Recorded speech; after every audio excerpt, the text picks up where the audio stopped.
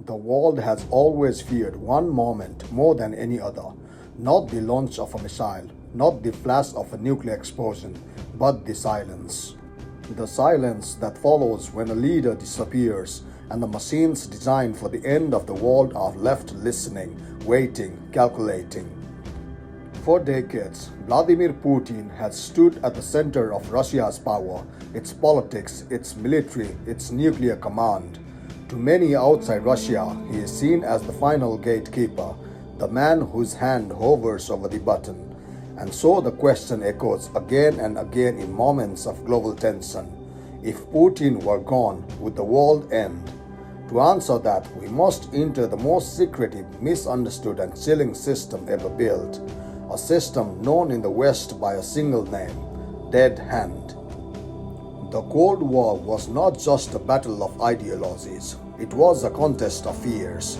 American and Soviet planners obsessed over one nightmare above all others, a surprise nuclear attack so devastating, so precise, that it would wipe out enemy's leadership before retaliation could be ordered. This was called a decapitation strike. Cut off the head and body collapses. For the Soviet Union, this fear ran deep. What if Moscow was destroyed in minutes? What if generals were killed in bunkers? What if communication lines were dark forever? Would the Soviet Union die silently without striking back? The answer, Soviet planners decided, had to be no. And so, in the shadows of the 1970s and 80s, they built Perimeter, the Dead Hand. Dead Hand was not a weapon, it was a promise. A promise that even if the leadership of the Soviet Union was annihilated, even if the Kremlin was reduced to ash, even if every voice capable of giving an order was silenced, retaliation would still come. This was not madness, it was deterrence taken to its absolute extreme. The logic was brutal, cold and terrifyingly simple. If we are destroyed, you will be destroyed too. But here is where myth replaces reality. Dead Hand was never designed to be an always-on, automated apocalypse machine. It does not sit there, humming quietly, waiting for a leader to die. It must be activated by human decision. Only in moments of extreme crisis, when war seems imminent, would Russia's leadership consider turning it on. It is a system of last resort, not a standing order. Once activated, Dead Hand becomes a silent observer. It listens, it watches, it measures the world. The system scans for unmistakable signs of nuclear war, not rumors, not intelligence reports, not political chaos, but physics. Seismic shocks from nuclear detonations, spikes in radiation, sudden catastrophic loss of communication across military command networks. Dead Hand does not ask who started the war. It only asks one question: has nuclear war already begun? And then a second, even darker one: is anyone still alive to stop this? This is the most misunderstood part. Dead Hand does not act if Russian leadership is alive and communicating.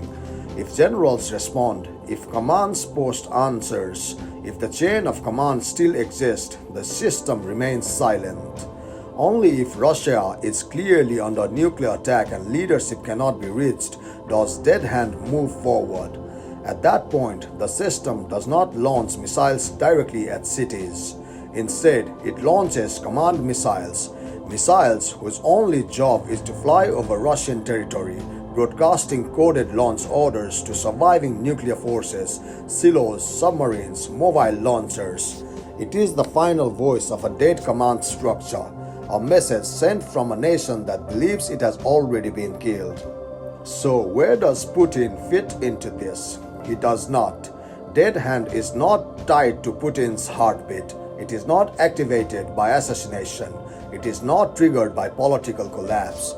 If Vladimir Putin were to die tomorrow of illness, accident, or even assassination, the system would do nothing, because Dead Hand does not care about leaders. It cares about nuclear war already in progress. The world would not end because one man is gone. The world would only end if nuclear war had already begun. Yet the fear remains because Dead Hand reveals something deeper about the nuclear age. It tells us that at a certain level of destruction, humanity hands controls to systems designed not to link, but to ensure vengeance. No mercy, no diplomacy, no second chances, only confirmation, only response, only fire. Critics have called it insanity. Supporters call it stability, because as long as Dead Hand exists, no enemy can believe they can win a nuclear war by striking first. Even a perfect attack guarantees annihilation in return, and that paradoxically has kept the missiles in their silos for decades. The real danger is not that Dead Hand exists. The real danger is misunderstanding it, believing that killing a leader prevents catastrophe, believing that technology removes human responsibility, believing that nuclear war could ever be controlled. Dead Hand is not the end of the world waiting to happen. It is the shadow cast by a world that built weapons capable of ending itself. If the day ever comes when Dead Hand speaks, it will not be because of one man's death. It will be because humanity failed, completely and irreversibly, to step back from the edge. And by then, the world will not need to ask whether it will end, because the answer will already be written in the fire across the sky. Imagine the final minutes: no speeches, no sirens in the streets, no world leaders addressing the cameras, only data.